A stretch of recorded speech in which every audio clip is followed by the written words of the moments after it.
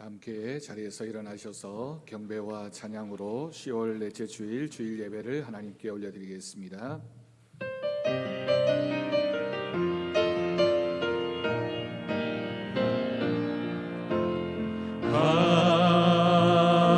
하나님은 우리의 피난처가 되시며 환난 중에 우리의 힘과 도움이시라.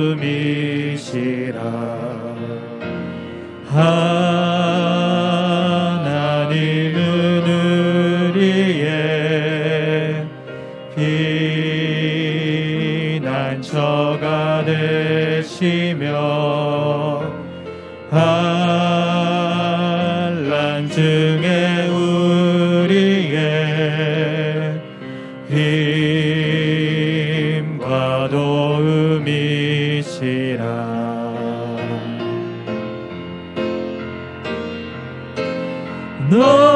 너희는 가만히 있어 주가 하나님 대말지어다. 열방과 세계 가운데 주가 높임을 받으리라. 사랑합니다 내 아버지, 찬양합니다 내 온 맘 다하여 선포합니다. 예수 그리스도 주님 오심을 기다리며.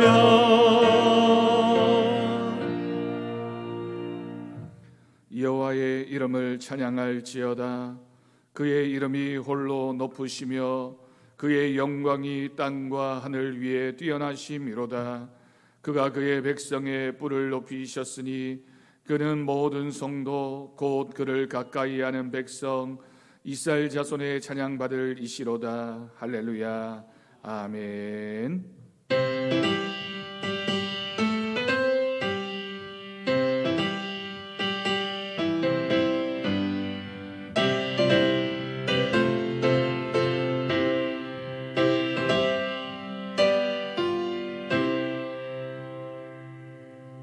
한 주간 우리들의 삶의 모습을 돌아보며 우리의 죄와 허물을 고백하는 기도를 드리겠습니다.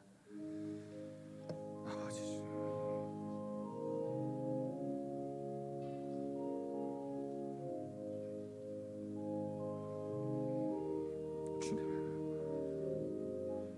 주님의 무리를 불쌍히 주옵소서. 아버지,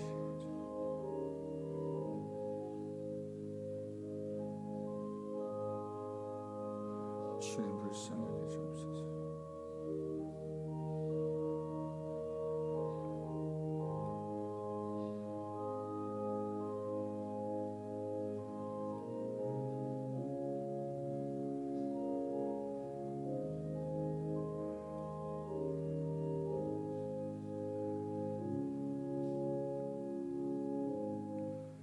우리가 아직 죄인 되었을 때에 그리스도께서 우리를 위하여 죽으심으로 하나님께서 우리에 대한 자기의 사랑을 확증하셨느니라. 아멘. 사도신경으로 신앙 고백하시겠습니다. 나는 전능하신 아버지 하나님 천지의 창조주를 믿습니다. 나는 그의 유일하신 아들 우리 주 예수 그리스도를 믿습니다.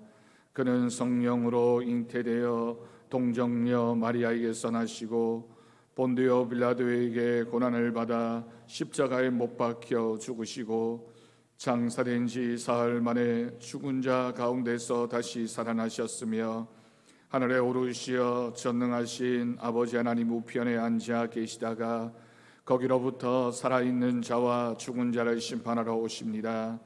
나는 성령을 믿으며 거룩한 공교회와 성도의 교제와 죄를 용서받는 것과 몸의 부활과 영생을 믿습니다.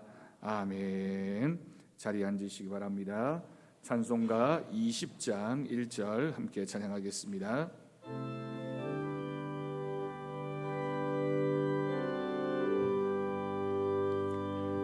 극영광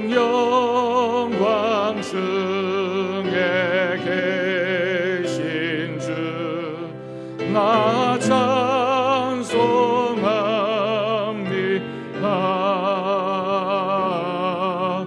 영원히 계신 주 이름 나 찬송합니다.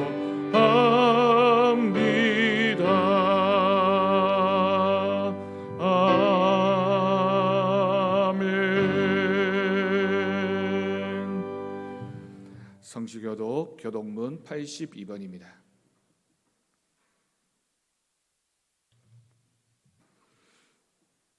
교독문 82번 빌립보서 2장 성시를 함께 교독하겠습니다. 너희 안에 이 마음을 품으라. 그는 근본 하나님의 본체시나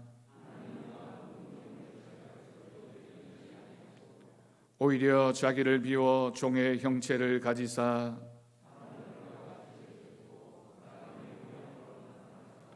자기를 낮추시고 죽기까지 복종하셨으니 곧 십자가에 죽으심이라.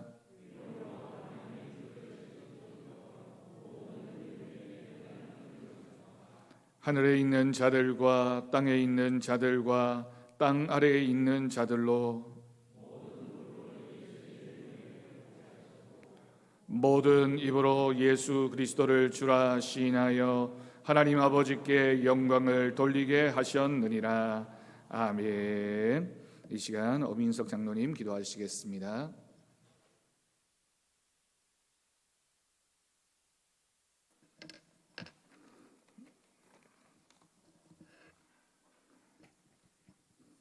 거룩하시고 사랑이 많으신 하나님 아버지, 푸르고 높은 가을의 자연 속에서 주님의 택하신 믿음의 자녀들이 주님의 몸된 전에 나와 예배 드릴 수 있도록 은혜 베풀어 주시니 감사와 영광을 올려드립니다.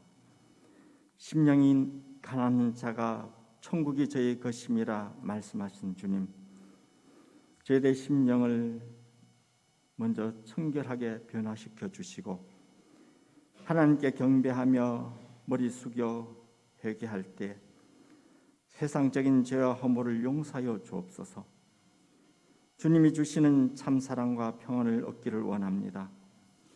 예수님이 나를 위하여 십자가를 지신 것을 생각하며 주님의 사랑을 더욱 깊이 깨닫고 어떤 어려움과 환경에서도 믿음의 결단이 흔들리지 않게 하여 주옵시고 주님의 향기를 나타내는 복된 믿음의 삶이 되게 하여 주옵소서. 코로나19 바이러스의 감염의 어려운 상황 가운데서도 저희들을 지켜주옵시고 보호하여 주심을 감사합니다. 바이러스 감염의 어려움과 사회적 규제와 제재로 말미암아 공예배를 온전히 드리지 못하는 현실 속에서 성령의 능력으로 모든 예배가 하루속히 정상화되고 마음껏 주님께 찬양하며 예배하는 날이 하루속히 오게 하여 주옵소서. 사랑의 주님, 주님의 뜻이 있으셔서 51년 전에 우리 교회를 세워주시고 오늘까지 인도하여 주시니 감사합니다. 오직 사랑이신 주님, 힘써서 주님을 알고 믿고 실천함으로 더 사랑교회 성도로 거듭나게 하여 주옵소서. 사랑의 주님, 수능을 준비하는 고3 수험생들에게 지혜와 명철을 허락하여 주옵소서.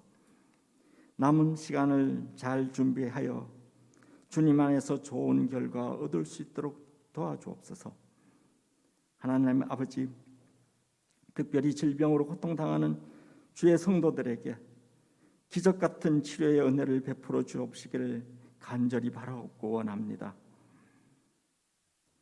사업과 직장과 여러 가지 문제를 안고 나온 성도들에게 이 시간 해결받는 은총을 베풀어 주옵소서. 말씀을 전하시는 담임 목사님께 갑절의 영감을 다하여 주시고 진리의 영이 함께 하셔서 전하여지는 말씀을 통하여 저희들의 심령이 변화받고 하늘의 신령한 은혜로 충만한 귀한 시간 되게 하여 주옵소서. 정성껏 준비한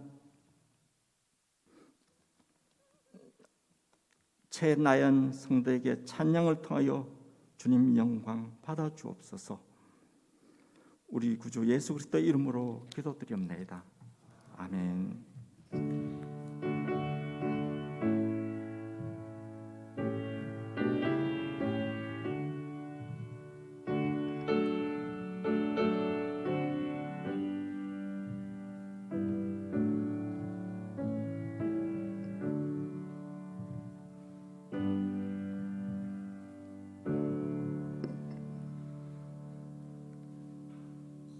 오늘 이 시간 우리 주신 하나님 말씀은 사도행전 13장 44절에서 52절까지 말씀입니다.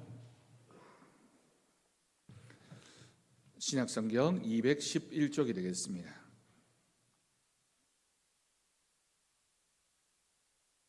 사도행전 13장 44절에서 52절까지 말씀, 이 시간 우리에게 주신 하나님 말씀으로 믿고 제가 봉독하겠습니다. 그 다음 안식일에는 온 시민이 거의 다 하나님의 말씀을 듣고자 하여 모이니 유대인들이 그 무리를 보고 시기가 가득하여 바울이 말한 것을 반박하고 비방하거늘 바울과 바나바가 담대히 말하여 이르되 하나님의 말씀을 마땅히 먼저 너희에게 전할 것이로되 너희가 그것을 버리고 영생을 얻기에 합당하지 않은 자로 자처하기로 우리가 이방인에게로 향하노라. 주께서 이같이 우리에게 명하시되 내가 너를 이방의 빛으로 삼아 너로 땅끝까지 구원하게 하리라 하셨느니라 하니 이방인들이 듣고 기뻐하여 하나님의 말씀을 찬송하며 영생을 주시기로 작정된 자는 다 믿더라. 주의 말씀이 그 지방에 두루 퍼지니라. 이에 유대인들이 경건한 귀부인들과 그 신의 유력자들을 선동하여 바울과 바나바를 박해하게 하여 그 지역에서 쫓아내니 두 사람이 그들을 향하여 발에 티끌을 떨어버리고 이고니온으로 가거늘 제 아들은 기쁨과 성령이 충만하니라. 아멘. 이 시간 최나연 성도 하나님 앞에 찬양 올려드리겠습니다.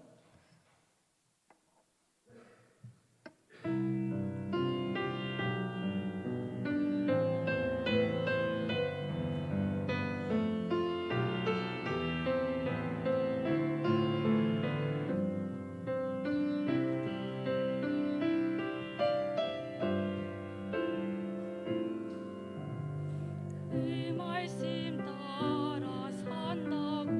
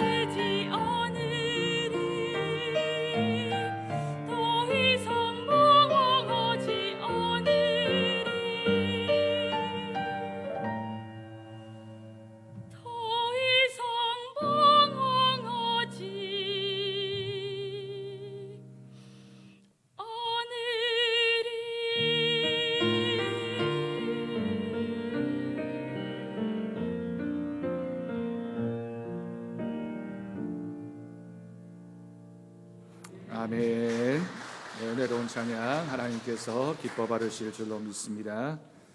할렐루야. 네, 오늘도 하나님 주시는 말씀의 은혜가 우리 사랑하는 성도들의 심령 가운데 하나님 말씀으로 충만하기를 주님의 이름으로 축복합니다. 여러분, 고린도후서 5장 17절 말씀을 보면 이런 말씀이 있습니다. 그런즉 누구든지 그리스도 예수 안에 있으면 새로운 피조물이라. 이전 것은 지나갔으니 보라 새 것이 되었도다. 우리가 너무나도 잘 알고 있는 말씀입니다. 그런데 이 말씀을 여러분 우리가 잘 알고 있고 암송하기도 하는데 우리는 날마다 정말 새로운 사람으로 살아가고 있습니까? 지난주에 우리가 성령의 열매 중에 첫 번째 사랑이라고 하는 열매에 대해서 말씀을 나누었습니다. 여러분, 우리가 한 주간 살아가면서 그 사랑이라고 하는 열매를 맺기 위해서 여러분 얼마나 애쓰며 사셨습니까? 사랑하는 것이 너무 힘들던데요 라고 말씀하시는 분은 정말 말씀에 순종하기를 애썼던 믿음의 모습입니다. 사랑이라고 하는 것, 그 사랑을 실천하는 것이 당연히 너무나 힘들고 어려울 수밖에 없습니다. 여러분, 우리는 하나님의 약속을 믿는 사람입니다.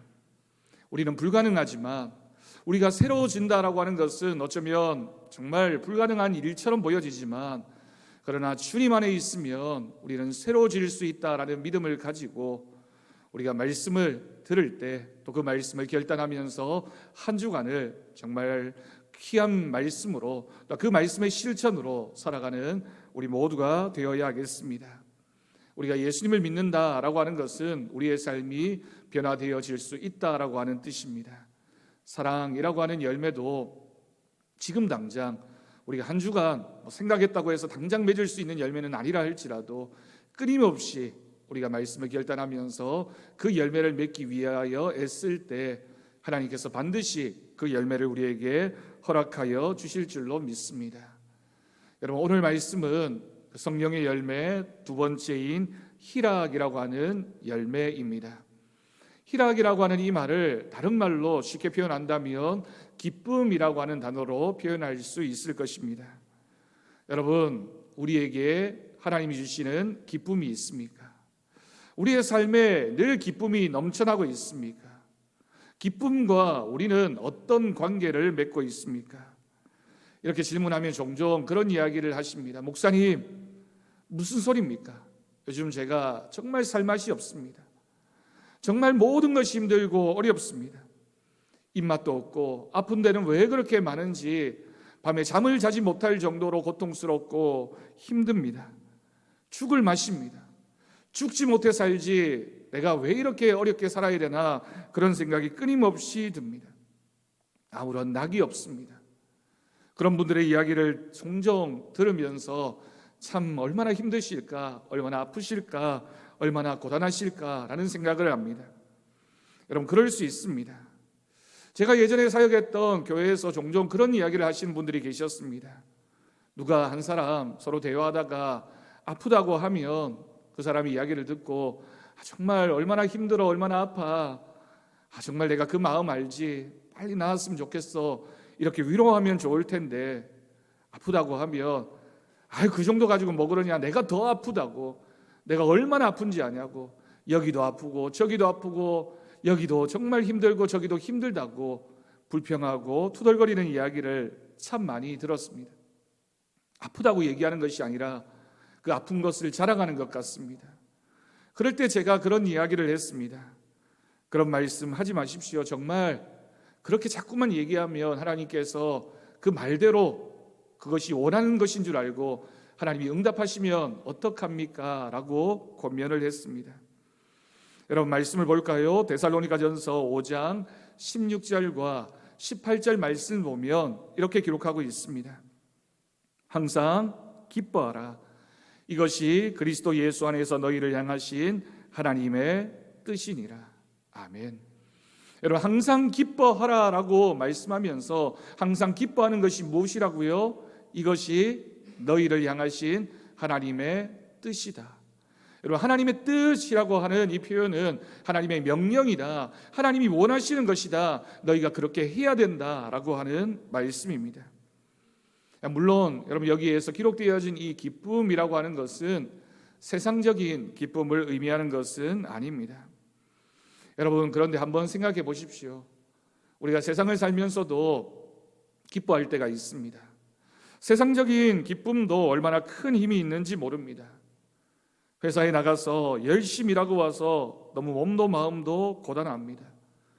소파에 앉아 있는데 막내 녀석이 조로로 달려와서는 아빠 힘들었지 하면서 그 작은 손으로 어깨를 주물러 줍니다. 첫째 녀석은 성적표를 들고 와서는 아빠 이번에 내가 성적이 올랐어, 우리 반에서 1등을 했어 자랑을 합니다. 식탁 위에는 맛있는 고등어구이에 된장찌개가 올려져 있고 온 가족이 그 식탁에 둘러앉아서 맛있게 식사를 합니다. 여러분, 그 모습을 생각해 보면 상상만 해도 정말 화목한 가정, 행복한 가정 얼마나 기쁠까요? 여러분, 그런 가정이라면 기쁨이 있는 가정이라고 말할 수 있을 것입니다. 아무리 밖에서 힘들고 지친 마음으로 가정에 돌아왔다 할지라도 그렇게 기쁨을 느끼게 되면 다시 그 다음 날 회사에 가서 직장에 가서 또 세상에 나가서 열심히 일하면서 고단하고 힘들지만 그래도 내가 행복을 느낄 수 있는 곳이 있다, 내가 이 가정의 행복을 지켜야지, 그런 마음으로 더 열심히 일하지 않겠습니까? 여러분, 주위를 한번 둘러보십시오. 늘 웃고 기쁨이 있는 사람 곁에 있으면 내 마음도 즐거워지는 것 같습니다. 그래서 그런 사람들과는 자꾸만 대화하고 싶고 그런 사람이 내 곁에 있기를 원합니다. 반대는 어떻습니까? 늘 부평하고 원망하고 얼굴을 찡그리고 늘 부정적인 이야기를 하는 사람이 있습니다. 그 사람 곁에 가고 싶습니까? 그 사람과 대화하고 싶습니까? 그 사람을 만나고 싶습니까? 어느 직장에 두 사람이 동시에 입사해서 똑같은 일을 하게 되었습니다. 두 사람이 입사하면서 우리 열심히 한번 해봅시다, 우리가 이 회사에 꼭 도움이 됩시다 라고 다짐을 했고 두 사람이 비슷한 일을 하게 됩니다. 그런데 한 사람은 신나게 휘파람을 불면서 일을 했고 또 한 사람은 똑같은 일을 하지만 늘 힘들다고 불평하면서 일을 했습니다. 월급날이 되었습니다. 사장이 두 사람을 불러놓고는 이제 월급을 주는데 열심히 휘파람을 불면서 일한 사람에게는 조금 더 두툼한 봉투를 내미는 겁니다. 가만히 그것을 지켜보고 있던 또 다른 한 사람이 사장에게 불평을 했습니다. 왜 똑같이 일을 했는데, 두 일의 성과가 똑같았는데 왜 저 사람에게는 더 많은 월급을 줍니까? 라고 물었습니다. 그러자 그 사장님이 이렇게 대답을 했습니다. 저 사람 휘파람 분 만큼의 월급을 더 주는 것이라네 라고 대답을 했습니다. 저 사람이 일을 하면서 휘파람을 불면서 즐거운 마음으로 일을 하니까 우리 회사 분위기가 얼마나 좋아졌는지 모른다고. 저 사람이 열심히 일하는 모습을 보면서 다른 사람들도 자극을 받고 나도 저렇게 즐겁게 일해야지, 기쁜 마음으로 일해야지 라고 하는 그 값이 얼마나 큰지 내가 저 사람에게 월급을 더 주었다라고 설명했습니다. 여러분, 교회 봉사도 그렇지 않습니까? 우리가 찬양대를 하고 교사를 하고 주방 봉사를 하고 청소를 하고 차량 봉사를 할 때 기쁨으로 그 일을 감당하면 그 일이 힘들거나 어렵지 않습니다. 그런데 마지못해서 억지로 그 일을 하게 되면 반드시 시험이 찾아오게 됩니다. 일은 똑같이 하는 것 같습니다. 일의 결과도 똑같은 것 같습니다. 그런데 어떤 사람이 하나님의 마음에 드는 일을 하는 사람입니까? 이처럼 기쁨은 성령의 사람에게만 주어지는 하나님의 선물입니다. 성경은 기쁨을 그 사람의 몸과 마음을 건강하게 만드는 보약이라고, 보물이라고 그렇게 설명하고 있습니다. 우리가 내 환경을 보고 내 소유를 보고 나를 바라보고 기뻐하는 것이 아니라 믿음으로 하나님을 바라보고 하나님을 인정하는 사람에게 하나님이 주시는 복, 하나님이 주시는 보물이 바로 기쁨이라고 하는 성령의 열매입니다. 여러분, 여기서 중요한 것은 이처럼 성령의 사람에게 기쁨이 주어진다라고 하는 것입니다. 환경을 바라보고 무엇인가가 좋아서 기뻐하는 것이 아니라 하나님 때문에 기뻐하는 것, 성령님이 내 안에 계시기 때문에 내가 기뻐하는 것, 그것이 바로 성령의 두 번째 열매, 기쁨입니다. 사도행전 2장 46절 말씀입니다. 날마다 마음을 같이하여 성전에 모이기를 힘쓰고 집에서 떡을 떼며 기쁨과 순전한 마음으로 음식을 먹었다라고 기록하고 있습니다. 예루살렘 초대교회의 모습입니다. 여러분, 성령님과 함께하는 사람, 성령님과 함께하는 교회는 이처럼 무엇을 하든지 교회 안에서 기쁨과 행복감을 느끼면서 그것이 그 사람의 힘이 되어지는 사람 공동체입니다. 예수 안 믿는 분들이 예수 믿는 우리와 같은 성도들을 보면서 무엇을 부러워해야 될까요? 정말 무엇을 부러워해야지만 전도가 될까요? 늘 기쁨으로 우리가 충만한 것입니다. 예수 믿지 않는 사람들이 우리를 보면서 도대체 저 사람은 왜 저렇게 늘 웃을까? 늘 기뻐할까? 왜 저렇게 행복해 보일까? 교회 다닌다라는 건 아는데 저 사람이 별로 넉넉하지도 않고 별로 모든 일이 잘 되는 것 같지도 않은데 저 사람은 늘 웃고 있구나, 늘 기뻐하고 있구나. 도대체 무엇 때문에 저 사람에게 기쁨이 있을까? 여러분, 그 질문이 예수 믿는 우리를 향한 질문이 되어야 합니다. 사도행전 8장 8절을 보면 그 성에 큰 기쁨이 있었다라고 기록하고 있습니다. 오늘 우리가 읽은 사도행전 13장 52절 말씀을 보면 제 아들은 기쁨과 성령이 충만했다라고 기록하고 있습니다. 이런 8장 말씀은 빌립이라고 하는 집사가 사마리아 성에 가서 복음을 전했더니만 그 복음이 전해지는 역사와 더불어서 그 성에 큰 기쁨이 나타났다라고 하는 말씀입니다. 복음 전도의 마지막 결실이 무엇이었다고요? 기쁨이 있었다. 그 성에 큰 기쁨이 있었다라고 하는 겁니다. 사도행전 13장 말씀에서 우리가 오늘 본문 읽은 말씀을 보면 바울과 바나바가 복음을 전하다가 쫓겨나게 됩니다. 그런데 여러분, 바울과 바나바에게 성령이 충만했다라고 하면서 그 성령 충만이라고 하는 단어 앞에 기쁨과 성령이 충만했다라고 기록하고 있습니다. 여러분, 우리는 성령 충만이라고 하는 단어는 쉽게 우리가 받아들일 수 있고, 그랬기 때문에 그 사람이 쫓겨나면서도 그럴 수 있구나. 여러분, 어떻게 했다고요? 기뻐했다라고 하는 겁니다. 성령이 그 마음속에 계시니까, 성령님이 그 마음속에 있으니까 그 결과가 바로 기쁨이라고 하는 열매로 나타났던 것입니다. 여러분, 놀랍지 않습니까? 예수 믿는 사람이 이 정도의 믿음입니다. 핍박당하고 힘들고 어렵고 참 고단하지만 그러나 그 마음에 기쁨을 잃지 않는 사람, 그 사람이 가는 곳마다 기쁨이 전염병처럼 퍼지고 어떤 환난과 고난 속에서도 기쁨과 성령이 충만해서 늘 한결같은 마음으로 주님을 바라보는 사람, 그 사람이 우리 교회 성도들이 되어지기를 간절히 바랍니다. 여러분, 사도행전을 보면요, 그 당시의 사람들이 그리스도인들을 표현하면서 저 전염병 같은 사람이라고 불렀던 기록이 있습니다. 여러분, 전염병의 특징이 무엇입니까? 한 사람이 감염되면 그것이 주위의 많은 사람들에게 퍼져나가는, 우리가 코로나를 경험하고 있지 않습니까? 그 모습입니다. 예수 그리스도의 복음을 가진 사람, 하나님의 은혜를 아는 사람, 믿음이 있는 사람은 마치 전염병을 주위에 퍼뜨리는 것처럼 그와 같은 하나님의 은혜를 나누게 되고, 누구나 그 기쁨과 성령에 감염되어서 하나님을 믿지 않고서는 견디지 못하는 믿음으로 살아가게 되는 것입니다. 그런데 여러분, 이 기쁨의 본질은 우리가 즐거운 일이 있다고 해서, 또는 코미디 프로그램을 본다고 해서 어떤 일이 생겨서 기뻐하는 그 기쁨이 아닙니다. 조금 전에 말씀드린 대로 예수를 믿기 때문에, 우리가 교회를 다니는 사람이기 때문에, 주님을 우리의 믿음의 대상으로 고백하기 때문에 주어지는 주님의 기쁨입니다. 여러분, 기쁨의 핵심은 우리가 예수를 믿기 때문에 주님이 우리에게 주시는 기쁨이어야 합니다. 성령님이 우리 안에 계시기 때문에 생겨난 기쁨입니다. 성령님이 우리 안에 계시느냐, 우리가 성령 충만하냐, 성령님과 동행하는 삶을 살고 있느냐, 우리에게 기쁨이 주어지는 비밀이라는 뜻입니다. 예수 믿지 않는 사람들은 예수 믿는 사람들을 향해서 어떻게 저 상황에서도 기뻐할 수 있지, 저 사람 미친 거 아니야, 저 사람 어떻게 된 거 아니야, 그렇게 말할 수 있습니다. 초대교회 성도들을 향해서도 주위에 많은 사람들이 그렇게 얘기했습니다. 죽어가면서도 어떻게 저렇게 찬양할 수 있지, 감옥에 갇혀서도 어떻게 저렇게 노래할 수 있지, 기도할 수 있지. 여러분, 그것이 바로 기적이고 그것이 바로 성령의 사람이 가지는 믿음의 능력인 줄로 믿습니다. 나는 예수 믿기 때문에 기쁩니다. 예수님 때문에 행복합니다.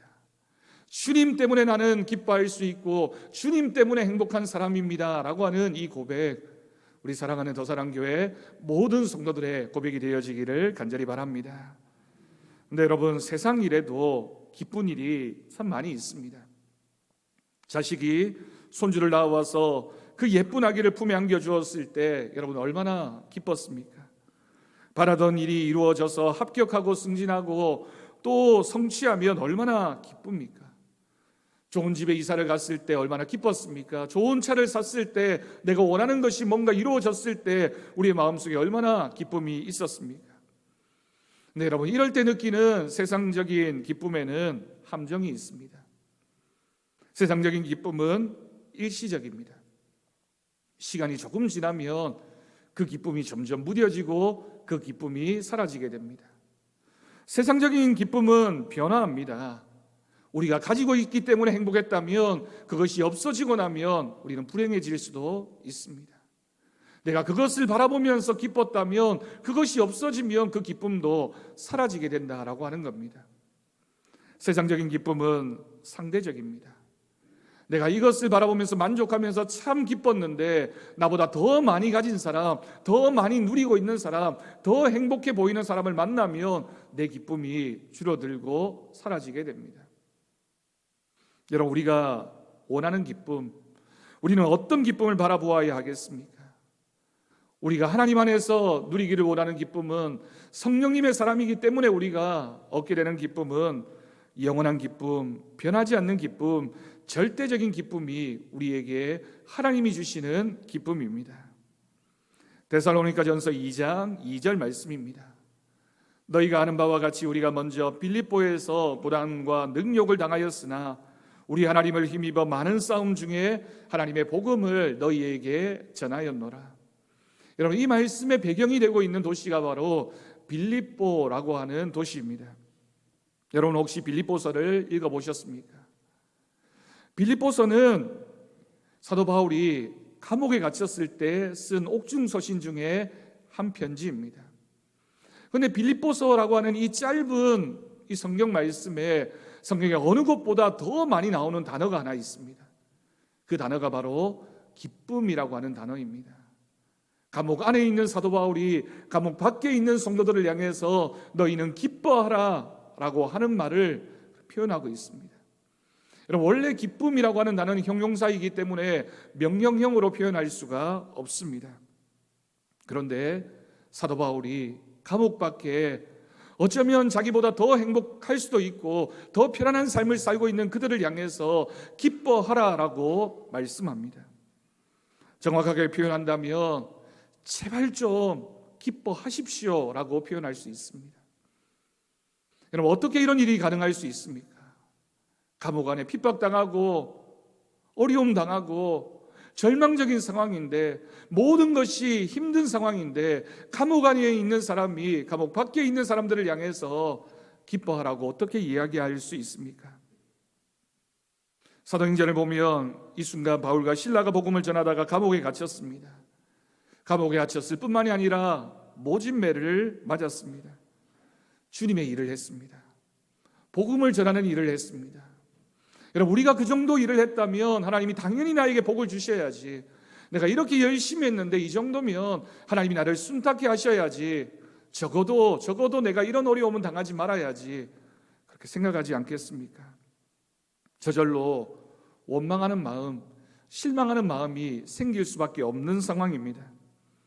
그런데 여러분, 바울과 실라가 무엇을 했다고요? 그럼에도 불구하고 이 두 사람이 그 감옥에서도 하나님을 찬양했습니다. 하나님 앞에 기도했습니다. 찬양과 기도라고 하는 이 말은 감사했다라고 하는 뜻이고 기뻐했다라고 하는 뜻입니다. 그 모습을 보고 주위 사람들이 미쳤다고 했습니다. 어떻게 저럴 수 있느냐? 저 사람 어떻게 잘못된 것 아니냐? 여러분, 왜 그랬을까요? 감옥 안에 있는 바울과 실라가 어떻게 해서 기뻐할 수 있었습니까? 감옥 안에 자신들의 마음속에 성령님이 계셨기 때문입니다. 성령님이 함께 하심을 믿었기 때문에, 우리 하나님께서 나와 함께 하심을 믿었기 때문에 그곳이 하나님의 나라가 되어서 기뻐하고 찬양할 수 있었습니다. 여러분, 성령의 사람은 오늘을 살면서, 여기에 살면서 천국을 바라보며 사는 사람입니다. 장차 주어질 하나님의 영광을 바라보며 살고 있다라고 하는 뜻입니다. 그렇기 때문에 지금 당장 조금 힘들고 어려워도 우리가 이 어려움을 이겨낼 수 있는 것입니다. 여러분, 한번 생각해 보십시오. 우리가 이 땅을 살면서 나보다 더 많이 배우고 더 능력 있고 더 성공했고 더 건강했고 더 행복한 것 같았는데, 그런 사람들이 무수히 지옥을 갑니다. 그런데 나는 참 힘들었던 것 같은데, 내 인생이 참 고단했던 것 같은데, 그리고 나는 하나님 앞에 별로 한 것 없는 것 같은데, 나는 하나님이 나의 이름 불러주시고 천국에 가게 됩니다. 마지막 심판날에 나팔 부는 그 자리에서 주님께서 우리의 이름을 부르실 때 여러분, 얼마나 감격스러울까요? 세상에서 무슨 행복으로 그 마음을 표현할 수 있겠습니까? 집을 샀다고 해서, 좋은 대학에 갔다고 해서, 뭔가 원하는 바가 이루어졌다고 해서 행복한, 여러분, 그것과는 비교할 수 없는, 주님이 그날 우리의 이름을 부르시면서 수고했다고, 충성했다고, 나와 함께 낙원에 가자라고 말씀하시는 그 순간, 여러분, 우리의 마음이 얼마나 기쁘겠습니까? 그렇기 때문에 지금 당장은 조금 힘들어도, 고생스러워도 웃을 수 있고 기뻐할 수 있는 것입니다. 왜냐하면 우리에게는 하나님 나라에 대한 소망, 천국이 우리의 마음속에 이루어졌기 때문입니다. 한국교회가 자랑하고 또한 존경하는 신학자이고 목회자인 이상근 목사님이 계십니다. 이분이 성경 정권을 주석하신 분입니다. 전 세계적으로 성경 전체를 혼자서 주석한 분이 없는데 이분이 그런 일을 하셨습니다. 영남신학대학교를 설립하고 교장으로 봉사하셨고, 대구 제1교회에서 34년간 목회하신 분이십니다. 서울 연동교회 심호하고 계시고 총회장이신 이성희 목사님의 부친이기도 한 목사님이십니다. 이 목사님이 80세가 되어서 하나님의 부르심을 받게 되는데 1년 전부터 암에 걸리셔서 투병 생활을 하셨습니다. 1년이라는 시간 동안 많은 고통을 당하셨습니다. 그런데 어느 날 잠에서 일어나 너무 기뻐하시더라는 겁니다. 옆에 계신 사모님이 물었습니다. 목사님, 도대체 어젯밤에 무슨 일이 있었길래 무슨 좋은 꿈이라도 꾸셔서 그렇게 얼굴이 밝으십니까? 왜 이렇게 환하게 웃으십니까? 라고 물었습니다. 목사님이 대답하시기를, 내가 하늘나라에 갔다 왔소, 내가 하나님 나라를 보고 왔소 라고 대답을 하시더라는 겁니다. 하나님의 나라가 어떻던가요? 라고 되물었습니다. 이 목사님 대답하시기를, 정말 내가 어떻게든지 표현하고 싶은데, 당신에게도 말해주고 싶은데 내 짧은 말로는 도무지 그 하나님의 나라를 표현할 수가 없다라고 말씀하셨습니다. 여러분, 성경 66권 전체를 주석하신 분이십니다. 세계적인 신학자이고 모든 한국교회 성도들이 존경하는 목사님이신데, 자신의 입으로, 자신의 생각으로, 자신의 입술로 그 하나님의 나라를 그렇게 표현할 수가 없다라고, 도무지 얼마나 좋은 나라인지 그 나라를, 내가 경험한 그 나라를 말할 수 없다라고 하셨습니다. 그렇게 그 목사님이 돌아가시기 전까지 6번 하나님의 나라를 보고 오셨다고 합니다. 그때마다 환하게 웃으면서 하나님의 나라가 내 마음속에 있다고, 나는 그 하나님 나라에 갈 것이라고 그렇게 고백하는 그 모습이 많은 자녀들과 주위 사람들에게 큰 은혜의 모습으로 보여졌습니다. 마태복음 13장 44절 말씀입니다.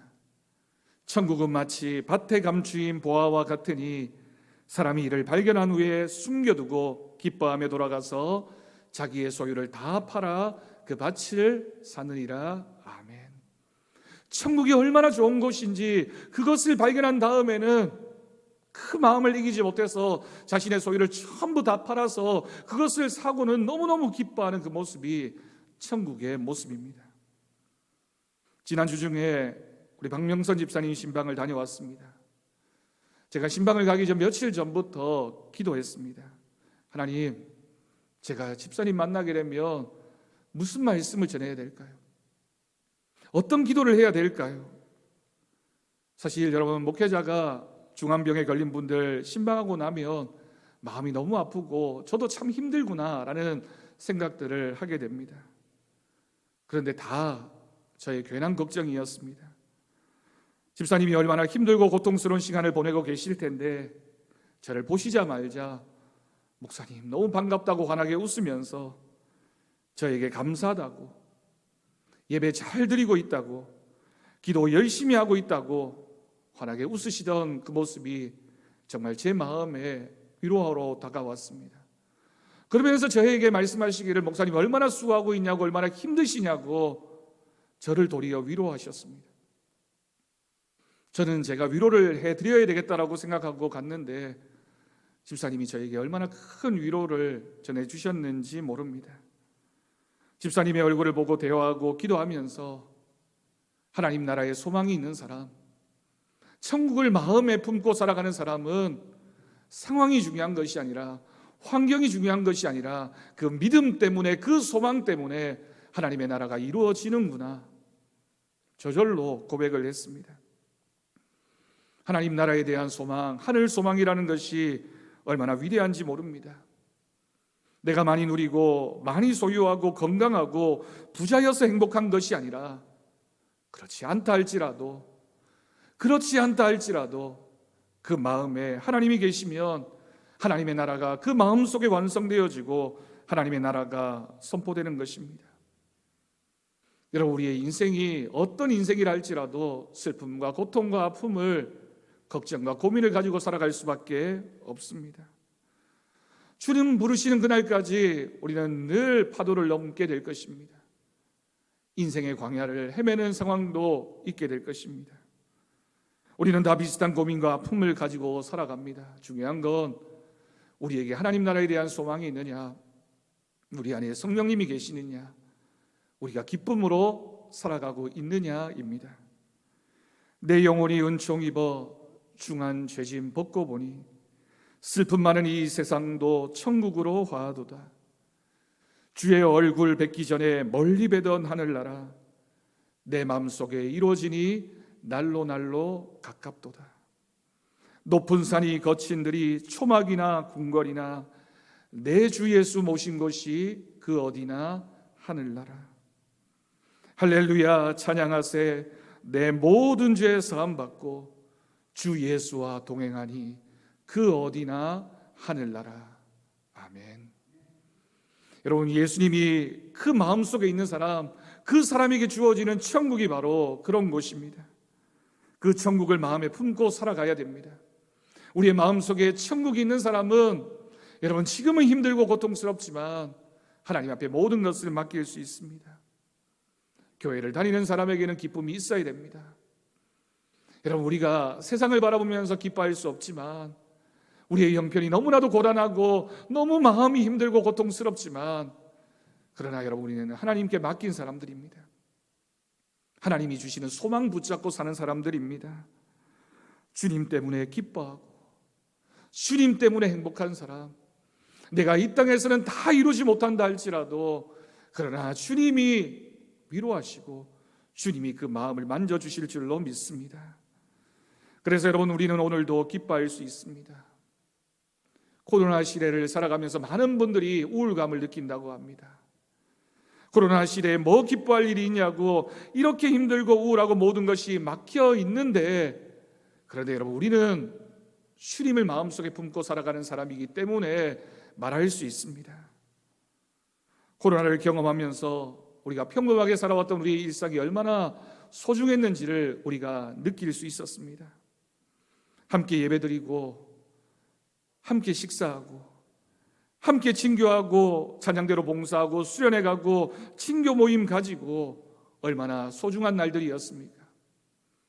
여러분, 우리가 그때는 참 평범했는데 그러나 사라지고 나니 그것이 참 소중하고 기쁨의 시간이었구나라는 것을 알게 되는 것처럼, 우리가 지금은 고단해 보이고 지금은 참 고통스럽지만 그러나 이 시간조차도 결국에는 하나님의 나라를 만들어가는, 하나님의 나라를 우리의 마음속에 품고 살아가는 사람에게는 기쁨의 시간이 될 줄로 믿습니다. 모든 것이 새롭게 다시 회복될 것입니다. 코로나가 끝이 나면 얼마나 좋을까라고 생각하지만 여러분, 결국 우리는 주님 오시는 나라, 주님이 우리에게 주시는 나라, 주님 오시는 그 날까지 우리는 이 기쁨을 가지고 살아가야 할 줄로 믿습니다. 우리의 기쁨은, 우리의 소망은 여러분 내 것이 아니라 하나님의 것입니다. 나의 부족함, 나의 연약함을 바라보면 만족도 없고 기쁨도 없습니다. 낙심하고 불평할 수밖에 없습니다. 부족한 나를 바라보면 기쁨이 없지만 완전하신 주님을 바라보기 시작할 때, 우리의 눈을 들어서 주님을 바라보기 시작하면 주님께서 우리를 위로해 주십니다. 여러분, 기뻐하는 것도 훈련입니다. 우리가 그냥 기뻐해야지라고 해서 저절로 기뻐하게 되는 것이 아니라, 기쁨이라고 하는 것은 훈련이고 순종하는 자세입니다. 그래서 사도 바울이 오늘 말씀에서 또 빌립보서를 쓰면서 기뻐하라라고 명령했던 것입니다. 우리가 철저히 나를 낮추고 하나님의 뜻을 고백하면서 내가 순종해야지, 하나님 말씀이니까 순종해야지, 그런 순종하는 믿음의 자세가 있을 때 우리는 기뻐할 수 있게 되고, 그렇게 순종하는 사람에게 주어지는 하나님 나라의 기쁨이 우리 가운데 있게 될 것을 믿습니다. 어려운 형편입니다. 우리 가정에 문제가 있습니다. 되는 일이 잘 되지 않을 수도 있습니다. 우리가 간절히 바라고 기도하는 것 더디 지체되고 응답되지 않을 수도 있습니다. 그러나 여러분, 거기까지는 우리의 생각이지만 하나님이 하십니다. 가정을 바라보면서, 교회를 바라보면서, 내가 하는 일들을 바라보면서 그 뒤에는 하나님의 은혜가 있다라는 사실을 기억하고, 하나님이 나를 붙잡고 계시는구나, 하나님의 은혜가 나와 함께 계시는구나 라는 것을 믿고 고백하면서 주님의 뜻을 이루어 갑시다. 예수님 안에 있는 사람은 즐겁습니다. 그 마음에 주님이 계시는 사람은 그 마음에 천국이 있는 사람입니다. 어머니 품에 안긴 자녀에게 어떤 고민도 걱정도 없는 것처럼 하나님의 품에 안기면 우리는 행복해질 수 있습니다. 하나님 앞에 전적으로 모든 것을 맡기고 주님 하여 주실 줄 믿고 바라면 하나님이 주시는 기쁨이 우리 가운데 생겨날 줄로 믿습니다.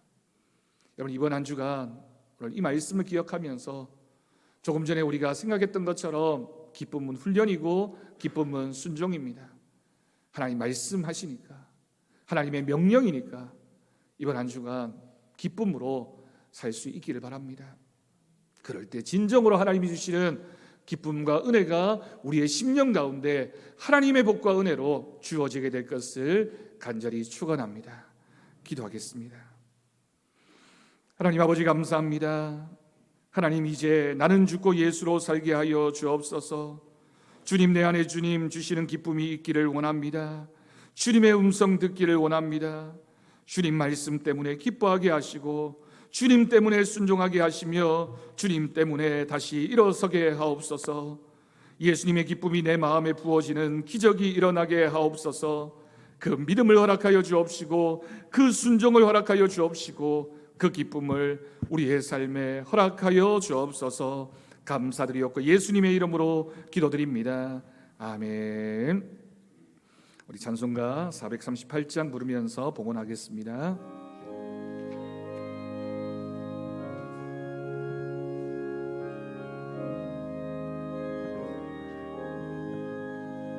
내 영혼이 은총입어 주한 죄짐 벗고 보니 슬픔 많은 이 세상도 천국으로 화나도다. 할렐루야 찬양하세. 내 모든 죄 사함받고 주 예수와 동행하니 그 어디나 하늘나라.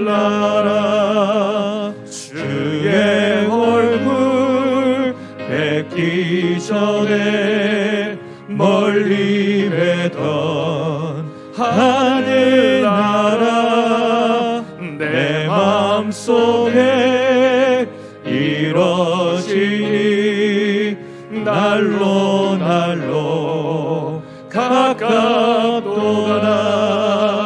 할렐루야 찬양하세.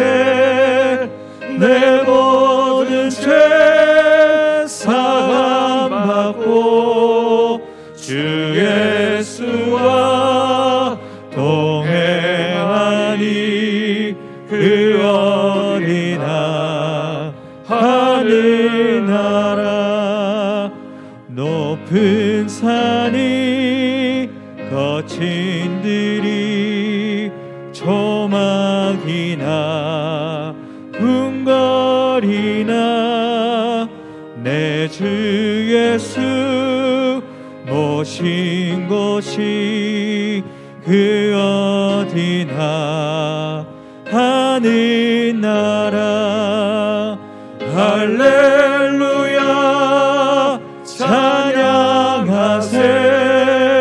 내 모든 죄 사함받고 주 예수와 동행하니 그 어디나 하늘나라. 하나님 아버지 감사합니다.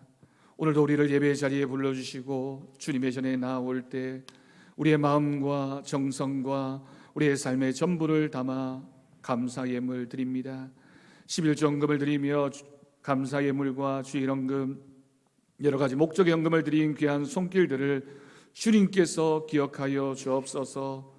그 하는 일들 위에 가정 위에 기도하는 기도의 제목마다 채우시는 하나님의 은혜가 나타나기를 원합니다. 복받치지 못한 손길 위에도 동일한 은혜를 내려 주옵시고 이 예물이 사용되어지는 곳에 주님의 복음이 전해지게 하시며 교회 가든들이 세워져가는 믿음의 열매들이 맺히게 하여 주옵소서. 감사드리옵고 예수님의 이름으로 기도드립니다. 아멘. 우리 옆에 계신 분들과 축복하며 인사하겠습니다. 주님 안에서 사랑하고 축복합니다. 늘 하나님의 은혜가 풍성한 우리들의 삶이 되기를 바랍니다. 교회 소식 주보를 통해 전해드리겠습니다. 예배를 위한 방역 안내 4가지 꼭 기억하시고 우리가 협조하실 수 있기를 바랍니다. 다음 주일 2부 예배 후에는 정책당에 모이도록 하겠습니다. 다음 주일까지 세례 입교 신청을 받습니다. 해당하시는 분들은 기억하시고 신청해 주시고 추천도 해 주시길 바랍니다. 냉난방기 청소를 진행하고 있습니다. 10월 중에 봉사해 주실 수 있길 바랍니다. 기도 제목입니다. 코로나 상황을 지나 믿음의 일상 회복을 위해서 비전 50년 우리 교회가 은혜로 충만한 교회가 되어질 수 있도록 환자들과 어려움 당하고 있는 분들을 위해서 교회 학교와 청년들을 위해서 고3 수험생 민백기 한찬슬 허수빈 위해서 여러분 계속해서 기도해 주시기를 바랍니다.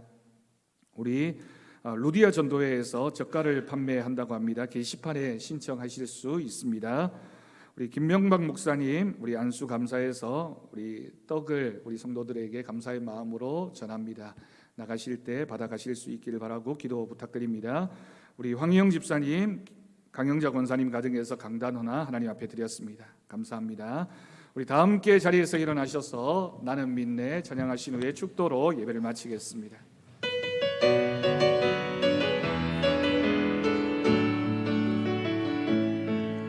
내게 허락하신 시련을 통해 나의 믿음 더욱 강하게 자라나고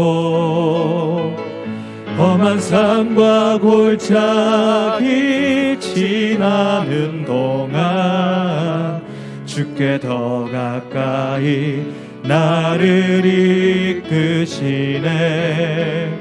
내가 겪는 시험이 어렵고 힘겨워도 내 주님보다 크지 않네. 내 앞에 바다가 갈라지지 않으면 주가 나로 바다 위 걷게 하리. 나는 믿네. 주의 능력으로 내 삶 새롭게 되리. 나는 믿네. 주의 능력으로 담대히 나가리라. 주와 함께 싸워 승리하리라. 날마다 믿음으로 나 살아가리. 나는 믿네. 주의 능력으로 내 삶 새롭게 되리. 나는 믿네. 주의 능력으로 담대히 나가리라. 주와 함께 싸워 승리하리라. 날마다 믿음으로 나 살아가리.